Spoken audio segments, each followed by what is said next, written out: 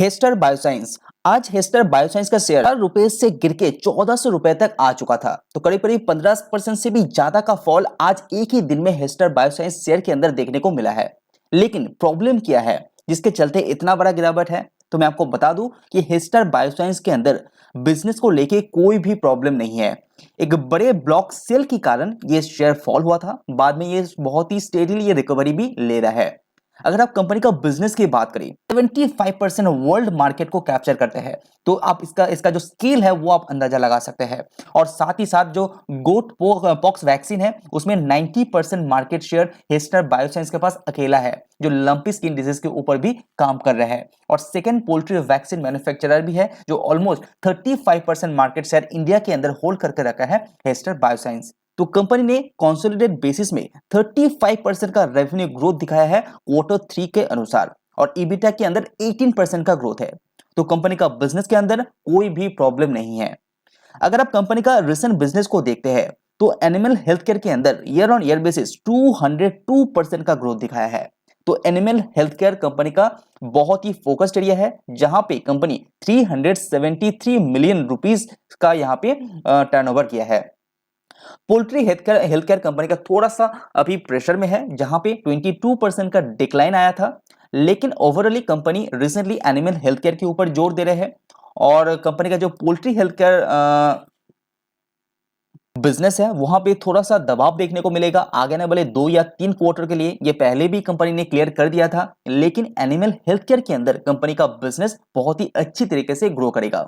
और Hester bioscience India के अंदर नंबर 2 पोजीशन में आता है फॉर पोल्ट्री वैक्सीन। और ऐसा नहीं है कि हेस्टर बायोसाइंस का ही पोल्ट्री वैक्सीन का जो बिजनेस है वो अच्छा नहीं कर रहा है। दूसरे भी जितना भी कंपनीज है उसका भी ये बिजनेस उतना अच्छा नहीं कर रहा है रिसेंट कंडीशन में।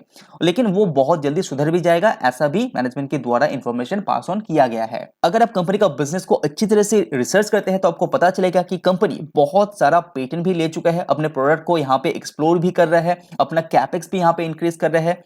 और रिसेंटली कंपनी का जो लंपी स्किन डिजीज का जो प्रॉब्लम है उसको भी सॉल्व किया है, और उसको भी एक्सप्लोर भी कर रहे हैं, और भी अच्छी तरीके से उसको एक्सपेंशन करने के लिए गवर्नमेंट के साथ कंपनी बहुत सारा प्रोडक्ट को लेके टाई अप भी कर चुके हैं, जो प्रोडक्ट लॉन्च होने वाला है आगे आने वाले क्वार्टर के अंदर। अपने कैपेसिटी को यहाँ पे कंपनी बहुत तेजी से ग्रो भी कर रहा है।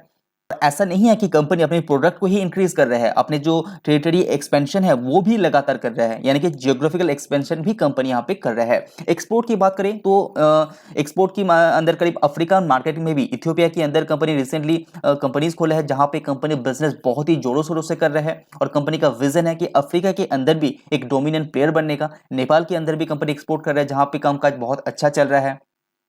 रिसेंटली हेस्टर बायोसाइंस एक नए सेगमेंट के अंदर भी काम कर रहे हैं, जो है पेट केयर डिवीजन, जहां पे कंपनी रिसेंटली कुछ प्रोडक्ट भी लॉन्च कर चुके हैं और बहुत जल्दी और भी प्रोडक्ट लॉन्च करेगा। जैसे कि आप यहाँ पे स्क्रीन पे देख पा रहे हैं कि 10 प्रोडक्ट कंपनी ने लॉन्च कर चुका है 15 टेरिटरीज के अंदर, और आगे भी Q4 में ही करीब कंपनी 3 नया प्रोडक्ट भी लॉन्च कर रहे हैं, जिसका डिमांड भी मार्केट के अंदर दिखाई दे रहा है। और इंडिया के अंदर पेट केयर डिवीजन बहुत ही तेजी से ग्रो हो रहा है, और इसीलिए कंपनी इस पर्टिकुलर बिजनेस के अंदर एंट्री ले चुके हैं, और ग्रोथ भी बहुत अच्छा एक्सपेक्ट कर रहा है कंपनी। और कंपनी फील्ड फोर्स को 20 से इंक्रीज करके 60 तक ले जाने का लक्ष्य रखा है। अगर आप बिजनेस की बात करें तो क्वार्टर टू क्वार्टर कंपनी यहाँ पे लास्ट ईयर Q3 से कंपेयर करते हैं तो 35% का ग्रोथ रेवेन्यू के अंदर, 18% ईबिटा, नेट प्रॉफिट के अंदर 46% का ग्रोथ कंपनी ने दिखा चुका है। और हेस्टर बायोसाइंस आपका दुनिया के अंदर सबसे बड़ा PPR vaccine supplier and manufacturer है, जो अप्रोक्सीमेटली 75% वर्ल्ड मार्केट को कैप्चर करते हैं।